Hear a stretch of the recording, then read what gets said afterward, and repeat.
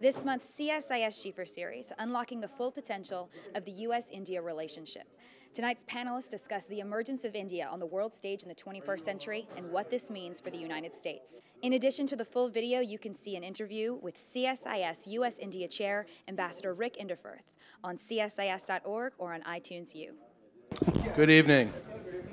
Good evening, everybody, and welcome to the Center for Strategic International Studies. My name is Andrew Schwartz. I'm our Senior Vice President for External Relations, and I'd be remiss if I didn't welcome one of my bosses is here, Ambassador Hills. I'd like to welcome you, and Mr. Hills is here. Arnaud de Bourgrave, good to see you all. And we also have Judge Webster with us, and we have Ambassador Tom Schieffer, who's related to Bob Schieffer somehow. I don't know how that happened, but we've got two Horned Frogs here in addition to... No, he's the University of Texas. Oh, okay. Well, we have two other Horned Frogs. As they refer to it, the university. Right. Right. We also have Dean John Lumpkin, who's the Dean of the Schieffer School. We're happy to have him here, and Vice Chancellor of the University, Larry Lauer. So welcome to everybody on this night. It's beautiful out, and I'm glad everybody could make it down here for this really exciting session. I'd like to also thank our sponsor, United Technologies, who helps make this possible.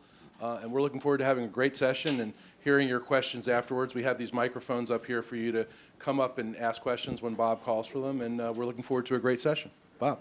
Thank you very much, and on behalf of the Schieffer School of Journalism and at TCU, Rose Bowl champions, I'm happy to welcome all of you here, and also on behalf of CSIS. And I tell you, this is, we're kind of some old hands here, if I can use. Bob and Rick and I just realized that, you know, people talk about President talk about President Obama going to India, about Bill Clinton going, but a lot of people don't remember that President Carter went. And the three of us were on that trip. And we remember. Ed, where were you? You were in school, I guess. I was at a horrible boarding school. Sadly. Well, let me just tell you a little bit about our guest. Bob Hormats, all of you know, was sworn in as Undersecretary of State for Economic, Energy, and Agricultural Affairs on September 23rd, 2009. He formerly Vice Chairman at Goldman Sachs. Before that, Assistant Secretary of State for Economic and Business Affairs. Before that, he was on the NSC, worked in the White House on the National Security Council. He was a senior economic advisor to Henry Kissinger, Brent Scowcroft, and Zbigniew Brzezinski. He's also, and I didn't know this, and I've known Bob for a long time, he was also awarded the French Legion of Honor in 1982, amongst other things. Ed Luce over here was the Financial Times Bureau Chief from 2006 until 2010. He's now on temporary leave, on book leave, writing a book about America's growing crisis of competitiveness. He was the South Asia Bureau Chief for the Financial Times in New Delhi back there. He wrote another book that I guess is a new revised version of it is coming out, isn't it? Yes. In Spite of the Gods, The Rise of Modern India. A real expert on that part of the world. And then Rick Inderfurth, Ambassador Inderfurth has extensive knowledge of the challenges and opportunities facing U.S. and India relations, as well as, and this is true, a deep understanding of the larger region. He was the U.S. Assistant Secretary of State for South Asian Affairs. He had responsibility for India, Pakistan, Afghanistan, Nepal, and so on. He was U.S. Representative for Special Political Affairs to the UN, was also a Deputy U.S. Rep to the UN Security Council. He also was an advisor to Zbigniew Brzezinski. And did you work with Kissinger also somewhere along in there? No. But he has extensive experience in this field. But I want to start, Rick, by asking you about this newly established India program here at CSIS. I guess you're filling the chair. Right. First one. Right. What is that about, and why is it so important at this particular time? Well, thank you, Bob. Delighted to be here with my colleagues. I've had opportunities to spend time with both in the past, including when Bob and I worked together many years ago with Big Brzezinski, who is on the 3rd floor here at CSIS, so it's kind of a reunion, small world. And I was part of that trip with President Carter in 1978. I think my one small footnote in history is I was on both that trip and President Clinton in 2000. I think I was the only person. You weren't on that one, were you? No. Okay, so I was the only person that actually was on both of those. So somehow my professional life has crossed with India in various ways. But the important answer to your question is that in the last 10 years, going back to President Clinton with that trip in March of 2000 and continuing through President Obama's trip, there has been a remarkable transformation in the U.S.-Indian relationship. And the good news about this is that it is bipartisan. It has gone from President Clinton to President Bush to President Obama. All of them are on the same page. They're reading from the same script. And that script is that India is going to be one of our most important strategic partners for the 21st century. President Obama said that India is not emerging, it has emerged. And that emergence of India as an growing economic powerhouse, and I'll defer to Bob on anything economic in this discussion, as I always did when I was at the NSC. But its economic weight, its political weight, its global reach. President Obama called for it to become a permanent member of the UN Security Council, member of the G20. All of those things means that India is going to be very important to the United States. And as a reflection of that, there is a recognition, if you will, in the Washington policy community that we have to take India much more seriously. And therefore, a chair has been established here by Ramesh Wadhwani to focus on U.S.-India policy studies. It's the first chair on India in the Washington think tank community. Other think tanks and universities are working on India. I'm not going to suggest they're not. But we've got a chair to focus on that. So that's what we'll be doing. And the motto is indeed the motto for this talk, which is to unlock the full potential of the U.S.-Indian relationship. And that's going to be fun to work on. So that's what we're doing. Bob, you're the government. You represent the government here on this panel today. You know, it's very interesting. The Indian Prime Minister came here, and what got all the publicity was the Salahis. Who snuck into the White House. And Are they here, by the way? I just want to see if they have gotten through the, yeah, all right. And then when President Obama went to India, what got so much attention was why is he leaving the country after the shellacking he took in the election, and then had apparently a very successful meeting there, and then went on to South Korea where all the news was about the trade agreement not getting signed. Was that a successful visit, and was it a successful trip? I think it was an enormously successful trip, and for many of the reasons that Rick just outlined, and that is, I think it raised the level of U.S.-Indian cooperation and dialogue to heights that it had not seen before in terms of our bilateral trade relationship, which has become quite extensive, and the amount of trade between our two countries has increased dramatically. There's a lot of investment going on between our two countries. There's a good deal of Indian investment in the United States and a substantial amount of American investment in India. But even more broadly, there's a great deal of cooperation across the board on civil nuclear issues, on other kinds of issues such as we're cooperating together in Africa and other parts of the world on agriculture. The UN point that you and Rick were talking about, I think there's a recognition that as India becomes more, not just as a regional power, but increasingly a global economic power, there are more areas where the United States and India have to work together in our mutual interests. For instance, the importance of trade routes in the Indian Ocean, of shipping in the Indian Ocean, is critically important to supplies of oil, to supplies of other goods that are transported across that very large amount of water. We need to work with the Indians on that. We need to work with Indians in the G20. India is a very active member of the Group of 20. We cooperate with them on financial issues, on a wide range of other issues. So we've enhanced our bilateral relationship quite dramatically. But even more importantly, as we work together on a broader range of global issues, India is a very important partner.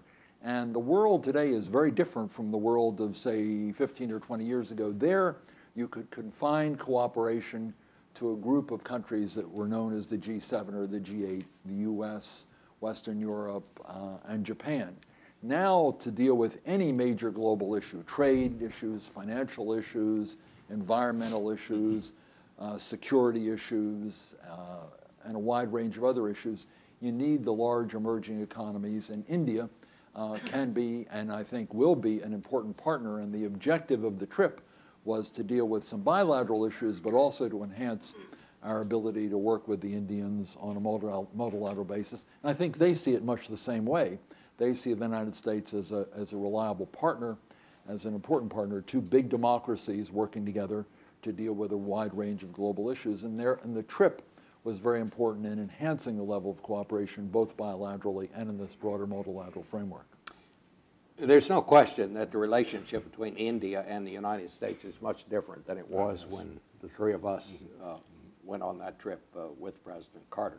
But Ed, as a journalist, and you've covered that part of the world for a long, long time, how would you describe U.S.-India relations now? What's the good news? What's the bad news? What are the things that are going to be problems, and what are the things that are good things? Well, I think the good news is, I was on the Obama trip, covering that trip for the Financial Times, is that this was an unexpectedly successful trip, as Bob pointed out. The fact that India was so pleased to get America's endorsement of its aspirations to be a permanent member of the UN Security Council, and that this could be a bouncing check, as Strobe Talbot put it, because America is in no position to guarantee this. Mm-hmm. Or as a prominent Indian commentator, Swaminathan Iyer, put it, it's like being promised a seat on the first commercial trip to Mars. It's great, you know, when it happens, it's going to be great, but it might not happen in our lifetime. The fact that this was really the price President Obama needed to pay to assure Indians that the United States, the Obama administration, took its global aspirations seriously, particularly after the China visit that Obama had conducted exactly a year earlier, where he and Hu Jintao had this sentence in the joint declaration saying that China and the US would work together to promote peace and stability in the South Asian region, which set off all sorts of alarm bells in New Delhi. And particularly after the late Ambassador Holbrooke had, in the early phases of his job, talked about including India in the AFPAC designation. I think it was a great surprise just how successful a trip this was, but also, relatively speaking, what a cheap price President Obama had to pay in order to demonstrate to the Indians that this was a full faith commitment from the US. It didn't involve any sort of material commitments, anything other than just a vague aspiration. When it happens one day, we'll be right behind you. So I think it was a very successful trip. What it portends, though, is a little bit more ambivalent. There's still all sorts of issues where the US and India don't see eye to eye. Afghanistan, I think, is obviously one of them. Pakistan, I think they're increasingly seeing eye to eye, in that it's a hopeless, destabilizing situation, and what the hell do we do about it? And on a range of other issues, trade included, there are big divergences there of interests. What do you see as the main challenges, Rick? Well, I want to mention something Ed said. I want to take some issue with this about the endorsement of India for a permanent seat on the UN Security Council. Neither President Bush, who was a great friend of India, nor President Clinton would step up to that. President Obama did. And I think he did it not only because India wanted to see that as a full recognition of the role the United States sees for India in the 21st century, but there are broader issues here, and it goes to reforming the UN Security Council to reflect the realities of the 21st century, not 1945. It still is an island of privilege, and I worked at the UN, and I know we've got 192 members of the UN. 15 members on the Security Council and 5 permanent members. And it's been that way for a very long time, and many people want to see the UN Security Council enlarged to reflect the realities of the 21st century. If you're going to do that, India has to be on the Security Council as a permanent member. I mean, look at all of the factors, population, economy, and all of contributions to the UN. So I think I'd like to see President Obama's decision to do that as one that is looking at U.S. interests, because this is a democracy, a multi-ethnic, great democracy. Good to have them on the Security Council. We have some on the Security Council right now we don't work very well with. So it's a reflection of that. And I think that it will take time and it will be a big effort, but it is a recognition of India's full stakeholdership in the world today. So I think that's important. I think that in terms of challenges, India is still, despite its rise, it is still a developing country. And quite frankly, I think India's main challenges, and Ed, in your book, In Spite of the Gods, you really did a great job covering what are the realities of India today. It's not just high tech, and there's Silicon Valley, Bangalore, and Hyderabad, and all that. It's also a country that has poverty, has education problems, it has infrastructure problems. And the Indians know they've got to deal with that. If they are going to rise to their full potential, they have things that they need to do at home to fully develop their country. I went to a conference in London, outside London, not too long ago on the subject of, is India ready for superpower status? And I asked the ambassador here that question, and she said, no, no, no, no. I said, 10 years, maybe, we will, actually, they don't like the word superpower. I think that's a Cold War vestige word. India knows that it has much to do internally to develop. As their economic growth has gone up, their poverty has come down. There's a direct correlation between the growth of the economy and poverty reduction. So the biggest challenge, I think, for India is what they're trying to do at home, and that is to work on their development as a country and as a society. Bob, to a lot of Americans, India is the place where American jobs are simply outsourced. We all know about the telephones and all of that. What is that situation? I think that is vastly exaggerated. In the following sense, people watch this the TV show Outsourced, and they see this. But what is not commonly realized is the fact, first of all, that a great deal of trade goes on the export side. India has increased its imports from the United States by 17% over the last 12 months. There's Indian investment here is beginning to pick up. A number of big Indian companies are investing here, which creates a considerable number of jobs in this country. The other thing that's interesting is India's growth model is a lot more balanced than the growth models of many other countries. India is not a country whose development model, whose growth model is based on export-led growth, as is the case with some countries further to the east of India, which Cambodia.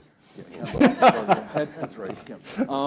Which is very different. India has a more balanced model. The trade is not way out of balance between exports and imports from a global point of view, and it is not a huge exporter of manufactured goods to the United States, which compete with manufactured goods in this country. So when you look at what they export and you look at the relative balance between imports and exports, it does not cause the same kinds of problems that people attribute to some other countries or raise the same kinds of issues that people attribute to other countries. In addition to that, there is a lot of cooperation between American companies and Indian companies. India has what they call frugal innovation, or innovation where they develop a new kind of products with sort of lower price points, but they work very closely with American companies. I'll give you one interesting example. India's developed, the Tatas developed what they call a nano car. It's a little car. You've probably seen pictures of it. They use in that car a number of very important components made by American companies. Honeywell is one example. I'm seeing there's a little part, a little turbo that goes into the car, which enables it to have more power than you would think it has for a little car. But more and more, you're seeing a lot of collaboration between American companies and Indian companies. The other point I think is worth making is that with respect to some other countries to the east of India, there are questions about protection of intellectual property, which is a big concern to American companies, that they'll lose their intellectual property through piracy or forced transfer. Intellectual property protection in India may not be perfect, but it is quite good, and you find a lot of collaboration between American companies and Indian companies on research, on innovation, in developing new technologies. So there's a lot more balance in the relationship, and I think this notion that it's an all-out threat to American jobs is exaggerated when you look at the balance and you look at the kind of collaboration and you look at the fact that while there's still more American investment in India than there is Indian investment in the United States, Indian investment here is beginning to pick up. So it's a more balanced picture than it looks if you just watch TV and look at outsourced and see some of the commentators. So that's an important difference. Here's a question from one of the scholars here at CSIS, and I think it's a good one. And I want to get a comment from all of you. How would you all characterize India's relations with China right now? And again, is there an opportunity for the United States and India to shape China? I think that's a very good question. In a way, it's the question. India-China relations, U.S.-China relations, U.S.-India relations, which are kind of a triangular situation that I think is going to be an increasingly prevalent one over the first decades of this century. The short answer is in the last couple of years, as we've seen with other regional neighbors of China, relations between India and China have got pretty frosty and pretty tense. They came to their worst moment about 18 months ago, 15 months ago, when Obama was visiting China, or just before he visited China, when some of the language that you saw in papers like the People's Liberation Daily, the People's Daily, was redolent of the 1962 language between India and China over the Dalai Lama visiting the province of Arunachal Pradesh, which is an Indian Himalayan province that borders China and that China claims. They considered this to be an affront to Chinese sovereignty. Manmohan Singh, who actually technically represents Arunachal Pradesh in the upper house of India's parliament, was then berated by the Chinese for visiting it. This was really a sort of dramatic reversal of the very patient gains the two countries had made over the previous 15 or 20 years in trying to normalize this festering border dispute, this 2,500 kilometer border dispute in the Himalayas. It's since tamped down a little bit, but you know, if you're going to look for sort of longer term, more important signs, the preoccupation of India's strategic community with what some of the more alarmed sections of it see as Chinese encirclement, the string of pearls, as it's known, China's ever-closening relations with Myanmar, Bangladesh, Sri Lanka, and most importantly, of course, Pakistan, in each of which it's building ports that are primarily for the export of raw materials to feed the Chinese economic machine, but which can also serve, in a way, as dual-use infrastructure for Chinese naval visits. This has caused a great deal of understandable paranoia, probably also exaggeration of China's intentions in the region, and also more mild quid pro quo behavior on India's part. It's building much closer relations with countries like Vietnam and Japan and South Korea. So there is a mutual wariness there. And one final point, though, is that all the while, economic ties between the two countries are really flourishing. Yeah. So it's a much more complex picture than just the one you would get if you looked at the strategic realm. And both countries very explicitly see their core national security interest as economic growth. And the one thing that would kill that would be conflict. So I don't think that they're destined for any kind of conflict, but the potential for a dialogue of the death between the two. The Indian media, I think, still only has something like 4 correspondents in Beijing. The number of visas issued each year are still tiny if you consider that they border each other and that they're massive. They're the two world's most populous countries. So The potential for misunderstanding is great, and it's a hugely important story to watch. Rick? Well, I totally agree that it's a very important story to watch because the rise of China and India, there was a National Intelligence Council report a few years ago which said that as the rise of Germany defined the 19th century and the rise of the United States defined the 20th century, the rise of China and India as global players will transform the geopolitical landscape of the 21st century.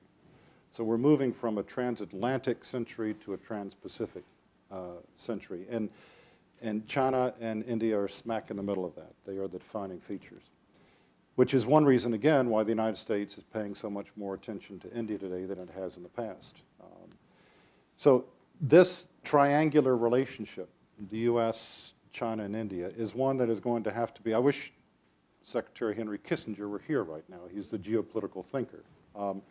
How to manage this triangular relationship in a cooperative, not a competitive way is going to be very important. China has been watching very carefully the rise of the U.S.-India relationship, including on the defense side. We do more maneuvers now with the Indian Army than they do with any other country.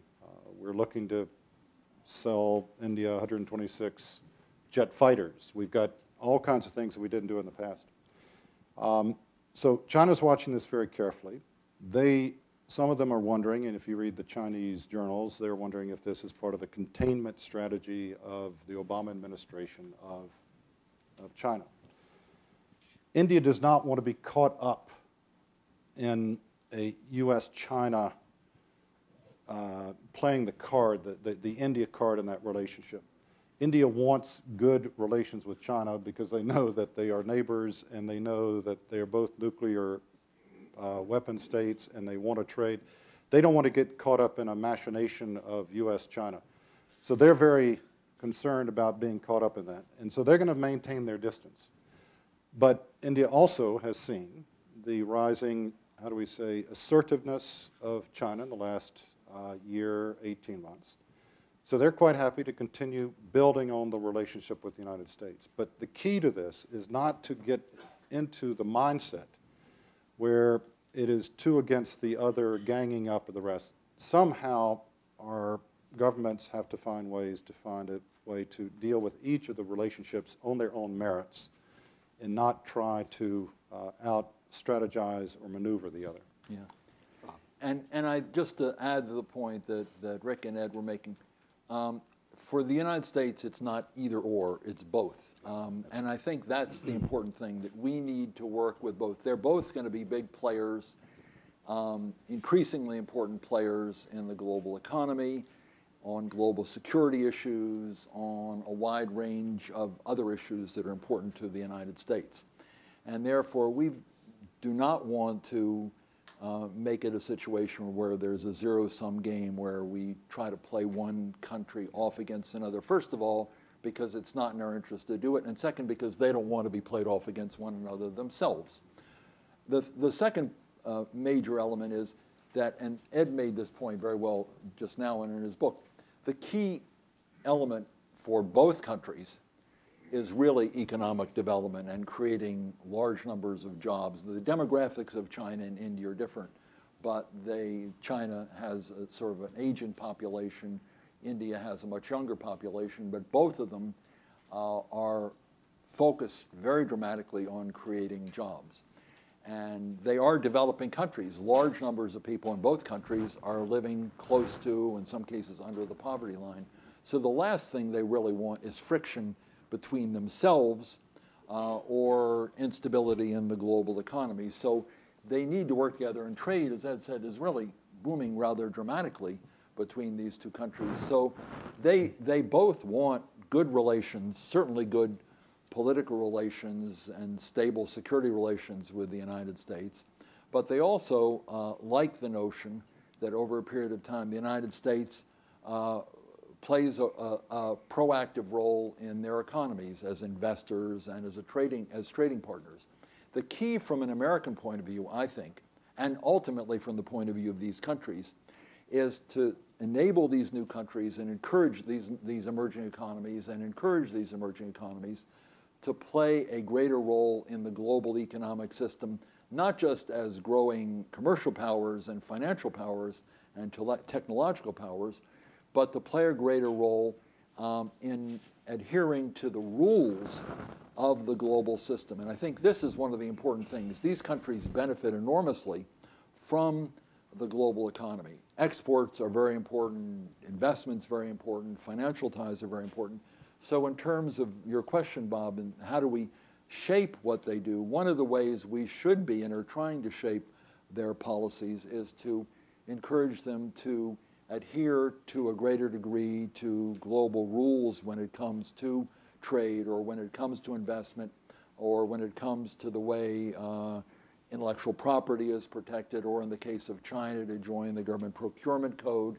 All these things are important to stabilize the global system, because these countries have a growing stake in the global economy, so we want them to play a growing role in helping to make the global economy work better, which is progress on global trade negotiations and ways in which the rules of the system can be adhered to by these big emerging economies, hoping that other large emerging economies will adhere to them as well. That, I think, at least on the economic side, is a very high priority for us. What would you, and again, this is a question for all of you, how would you describe India and Pakistan's relationship right now, Ed, and what does that mean for us?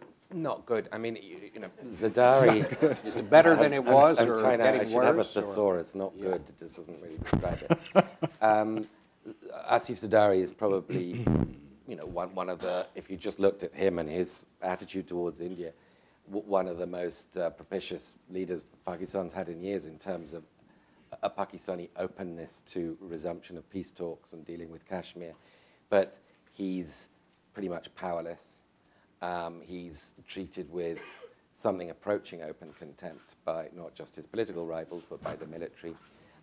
So India is faced with a familiar situation of wondering whether it's worth their while conducting talks with a man who can't deliver, even if the talks went like a dream.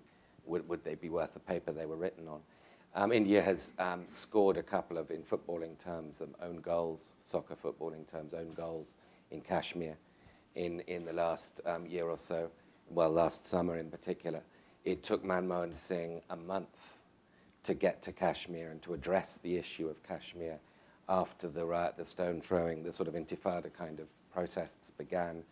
The military was sent back onto the streets, and the military have the power, the Indian military, under various Indian laws to detain, arrest, etc., without warrant.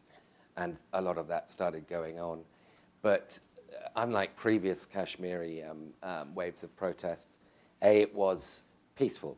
Beyond the stones, there were no bullets in terms of how the protesters were protesting. And B, there was Twitter, there was Facebook, there was YouTube. So some of the backlash that occurred went round the world. Clips of it went round the world instantly. And this was a new thing for the Indians to manage. I think they were fairly cloven-footed in how they dealt with it.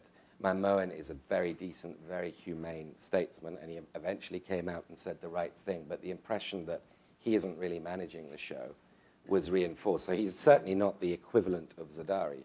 He is prime minister. He has full authority. But he isn't neither the equivalent of his predecessor, Atal Bihari Vajpayee, who was a very potent prime minister, who could move things, who could move the national security hawks with him in making overtures to China. So I think we're in a very dangerous situation now, where, but a familiar dangerous situation, where nobody really knows what to do, and include the Americans in that. Rick? Well, there is a glimmer of some optimism here. The India and Pakistan just announced at a meeting in Thimphu in Bhutan that they would resume their dialogue, which has been basically in abeyance since the terrorist attacks in Mumbai 2 years ago. They'll resume that at the foreign minister level in July. They do have to talk, and indeed they know they have to talk. There isn't anything that we need to tell them about the need to engage with each other. The situation in the region is as complicated as I've seen it, and when I was in office with President Clinton, we had the Kargil War, and they were actually shooting on the Himalayan heights, and President Clinton was able to help assist bringing that crisis to an end, and of course the military actions being taken were the determining factor. But it's terribly complicated now because the situation in Pakistan continues to get worse. My friend Bruce Rydell, who was my counterpart at the NSC, has just written a book about U.S.-Pakistan relations entitled Deadly Embrace, and I recommend it highly. This situation in Afghanistan is spilling over into the instability of the region.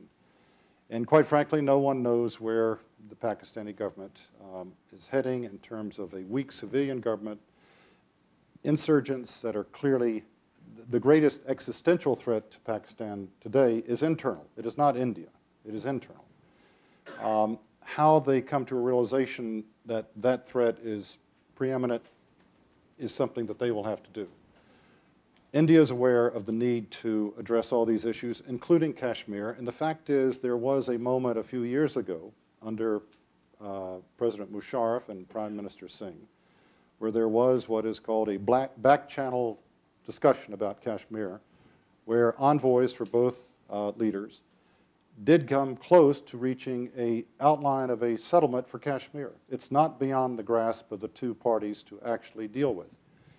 And then President Musharraf imploded in Pakistan with his dispute with the Supreme Court Justice, and that went away, and all that success, potential success on Kashmir was laid aside. So the elements are there. The U.S. has a role to play to encourage this process, but right now, as we see with this diplomatic furor that's taking place between the United States and Pakistan, we can get diverted over these things and get diverted away from much more important issues, much more important issues. So it is something that many of us have tried to come to grips with, and it is going to be settled by those in the region, not by us. Well, in the interest of brevity and in the interest of good relations with the political side of the State Department that handles these things, I do the economic side. I think I will pass on this and move on to another question. All right, well, let's, and we'd love to have some questions from the audience. Let me just, while you're thinking of some questions that you'd like to ask, tell me how does India view our involvement in Afghanistan? And can they be more helpful there or less helpful than they are? I'm not sure I understand what their position is, excuse me, regarding our position. And that's an economic question. That's definitely not an economic question. That's even more political than the last what do you one. want? Let's see what Ed. But I'll defer to Ed. Rick would be better at answering. My very quick answer is, I think, a little bit less nervously than when the deadline was assumed to be July 2011. The 2014 date is more reassuring. Again, this is an immensely neuralgically complex triangle here: Pakistan, Afghanistan, India, well, quadrangle with the United States. And India's very prominent role in providing aid to the Karzai government, the closeness in relations between Karzai and New Delhi. Indians have rebuilt the Afghan parliament. They've been building roads, all sorts of things. Is redolent in Islamabad and Rawalpindi of the role that the Indians played in the 1970s in stoking the Baluchi separatists in Pakistan. And therefore all sorts of thinly disguised Pakistan-backed terrorist attacks, including suicide attacks, have been taking place on Indian aid workers and others, Indian nationals in Afghanistan. So it's a very fraught situation. India would like to see, would have loved to have seen in its dream scenario 200,000 American soldiers in Afghanistan. No question that India was quite concerned after President Obama's West Point speech, where he talked about beginning our withdrawal in July 2011.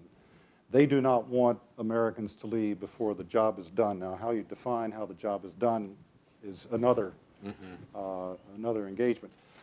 They were very relieved on the announcement after the Lisbon NATO summit that the U.S. would be there in a combat role through 2014 as part of a transition. As Richard Holbrooke said before he passed away, the United States does not have an exit strategy in Afghanistan, it has a transition strategy.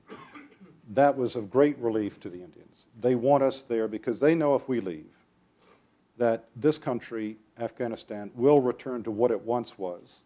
The Taliban will return, and the Taliban, the bad Taliban, I'm not sure I ever met a good Taliban when I was in office, they will be back in charge, and that is the worst nightmare because of terrorist training and the instability that that would be. They want us there. So they also, somehow, India and Pakistan have to start talking about Afghanistan because they both suspect the worst of what they are doing in Pakistan. And there will not be long-term stability in that country until India and Pakistan reach some kind of understanding about their respective interests and roles there. But I'm going to end this on an economic thing. There's one glimmer of hope. It's called TAPI, the TAPI pipeline. Turkmenistan, Afghanistan, Pakistan, and India. That brings all the countries together. It has been signed. It will take some time for it to actually be accomplished, if it will be. But if you want an economic incentive to the countries working together in a constructive, positive way, it is through energy, trade, transit. That should be an incentive for them to say, yeah, well, actually, there's something good in this if we can work together. So TAPI is your line, Bob, next time when you're asked that question. Thank you. Okay. Well, I will give it a... Put it in your back pocket. Put it in my pull back it out pocket. when you need it. All right, questions? Who'd like to? Arno? Arno de Borgraaf, CSIS. Talked about the composition of the UN Security Council a minute ago, and I think everyone knows it's a hangover from World War II. As we look at the future, especially the next 10 years, and in the light of what unfortunately may happen in Afghanistan, would it not behoove China, India, and the United States to feel their way towards a new global security system? Who'd like to take that? Well, it would certainly behoove China and the United States to be talking about such a new global security system. A great place to do that would be on the Security Council with India as a permanent member. But, I mean, given the tectonic plates that are shifting in the world for the 21st century, those three countries are going to be central to any security architecture that there is. Balance of power in Asia and beyond. So I would love to see, you know, you have all of these various groupings of states and bilateral discussions, trilateral discussions. I would love to see a trilateral discussion started between the United States, China, and India on those kinds of issues. There's a lot of commonality there, a lot of common concerns there. Indian Ocean, that's a good place to start that discussion. So I think it's a great idea, and I think that there are a variety of ways that it could be accomplished. And that's the kind of positive outlook that you're going to have to address these things. Over here? Yes. Masood Aziz, former diplomat for Afghanistan. It's interesting how the conversation veered quite a bit, actually, in regards to Afghanistan. In this relationship with the U.S. and India, interestingly enough, and the question about India's challenge or concern about Afghanistan, of course, the real concern and challenge here is Pakistan. It's not really Afghanistan for both India and there is a significant player beyond even the U.S. In relations to this great challenge in Afghanistan, and that is, of course, China. In this multiple great players, and so in effect, there's been discussions of political issues, geostrategic and economic.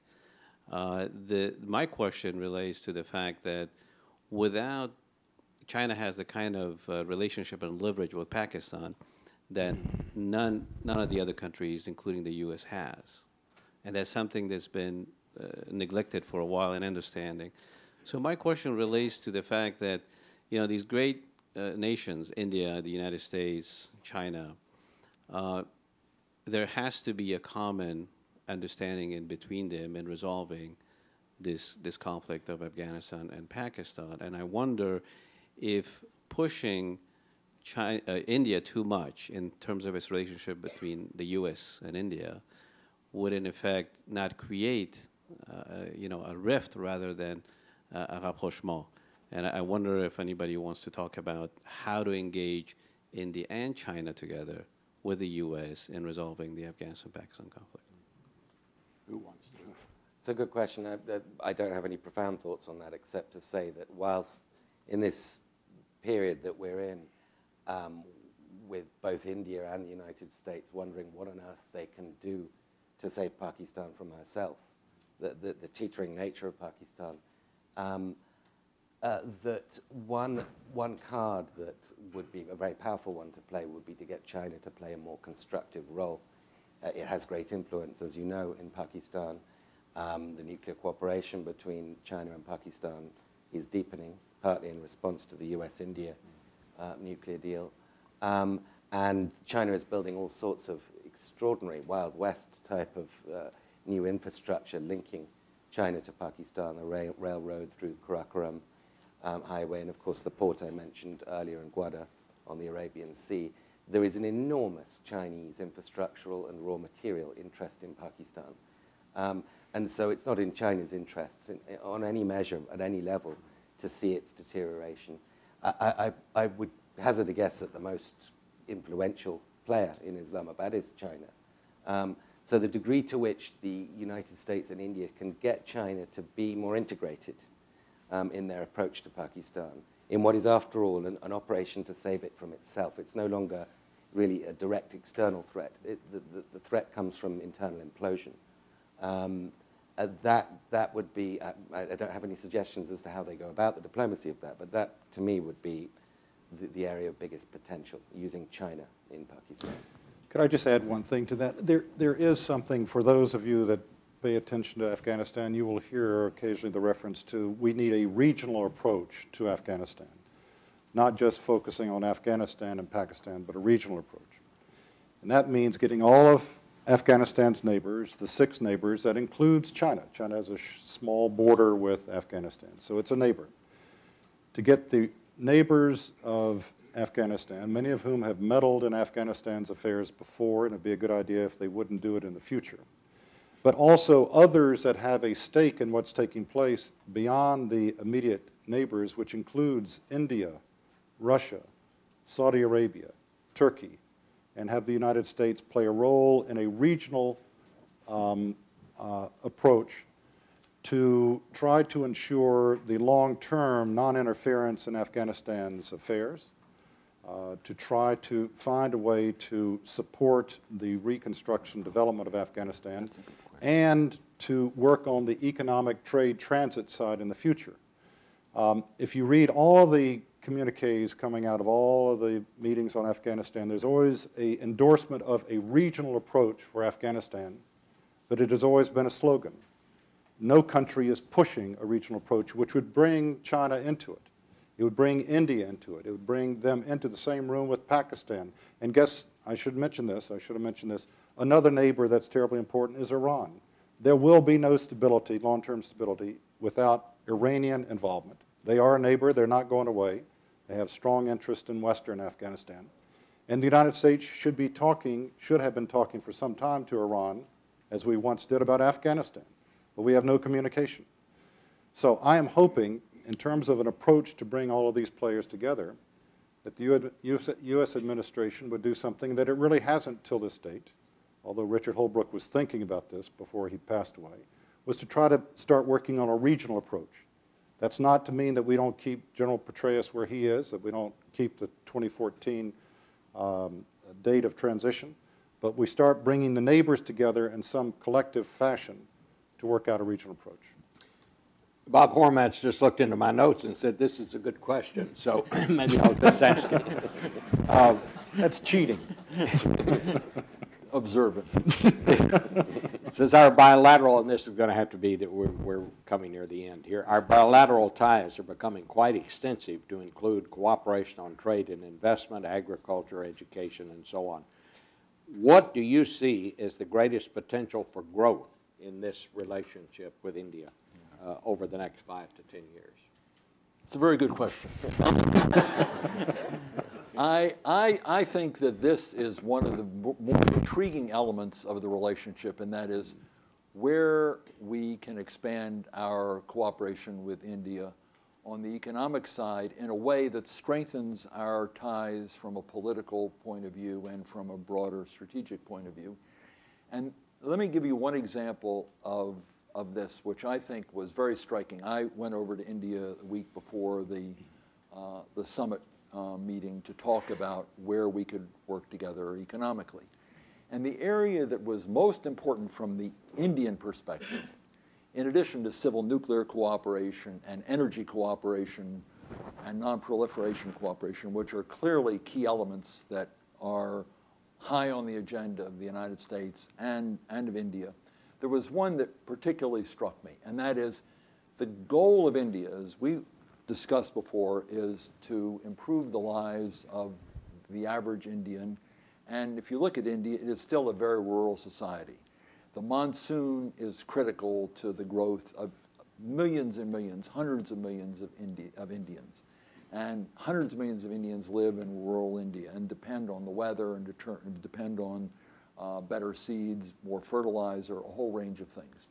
One of the most intriguing elements of the relationship is how we can use the high-tech cooperation that the United States and India are developing in a way that benefits the average Indian on the farms and the villages throughout India.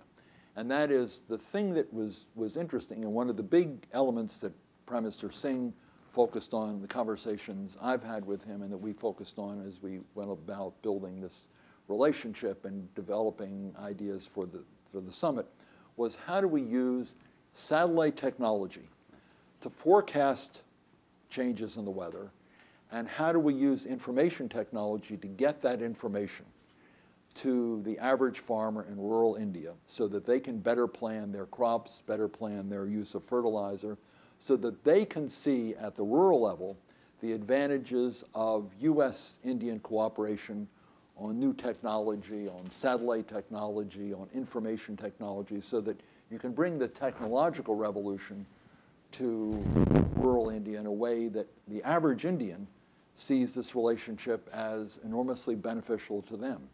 And one of the reasons we've stressed satellite cooperation is not just for the technological benefits of this, and India has a very highly developed satellite industry, and they've done quite well at it. It is to be able to demonstrate to Indians that working with the U.S. on high-tech things like telecommunications and satellites provides these benefits for rural Indians, and that helps the Indian government to improve the crops in rural India, but it also helps the average citizen in India to understand the benefits of this relationship. By the same token, one of the things we've tried to do in the United States is to demonstrate to Americans that they benefit also from this economic relationship with India. And by strengthening our ties with India on high technology sales and high technology cooperation, we can demonstrate to Americans that a lot of the things we're doing that benefit Indians also have a benefit to Americans, because we're very good at some of the technology that the Indians are using to improve their crops and improve their overall economy. So key to this relationship, I think, is helping Americans to understand there are enormous benefits to them in strengthening our relationship with the Indians, particularly job benefits, but many of the others, and also helping Indians to see that there are a variety of areas in which working with the United States can have enormous benefits for them. And by doing so, we not only strengthen prosperity in India and the United States, but we strengthen the political basis for a long-term relationship. And I think that is really one of the things that we tried to capture on this visit, and I think we've been able to do this. If we can't demonstrate to Main Street Americans and rural Indians that there's a benefit in this relationship, it's harder to sustain it. If we can, and I think we were able to do this on this visit, then I think it enables us to have a stronger base for further developing the relationship in the future. All right. Well, thank you all on behalf of TCU and CSIS. I enjoyed that very much. Yeah, and I fully agree with that last.